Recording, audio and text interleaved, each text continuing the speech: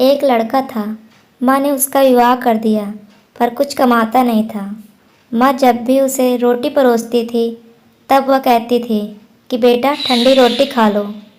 लड़के की समझ में नहीं आया कि माँ ऐसा क्यों कहती है। फिर भी वह चुप रहा। एक दिन माँ किसी काम से बाहर गई, तो जाते समय अपनी बहू को कह गई कि जब लड़का आए तो उसको रोटी परोस देना, और रोटी परोसकर कह देना कि ठंडी रोटी खा लो।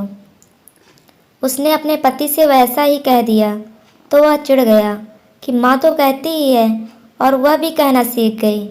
वह अपनी स्त्री से बोला कि बता, रोटी ठंडी कैसे हुई?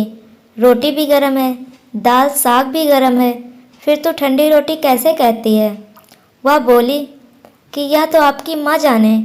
आपकी माँ ने मुझे ऐसा कहने के लिए कहा था, इसलिए मैंने कह दिया। वह बोला कि मैं रोटी नहीं खाऊंगा। माँ तो कहती ही थी, तू भी सीख गई। माँ घर आई तो उसने बहू से पूछा कि क्या लड़के ने भोजन कर लिया? वह बोली कि उन्होंने भोजन किया ही नहीं, उल्टा नाराज हो गए। माँ ने लड़के से पूछा तो वह बोली कि माँ, तू रोज़ कहती थी कि ठंडी रोटी खा ले, और मैं सह लेता था, पर अब यह भी कहना सीख गई, रोटी तो गर्म होती है, तू बता कि ठंडी रोटी कैसे है? माँ ने अपने बेटे से पूछा कि ठंडी रोटी किसको कहते हैं? तो बेटा बोला, माँ सुबह की बनाई हुई रोटी शाम को ठंडी होती है, बासी रोटी ठंडी और ताज़ी रोटी गर्म होती है।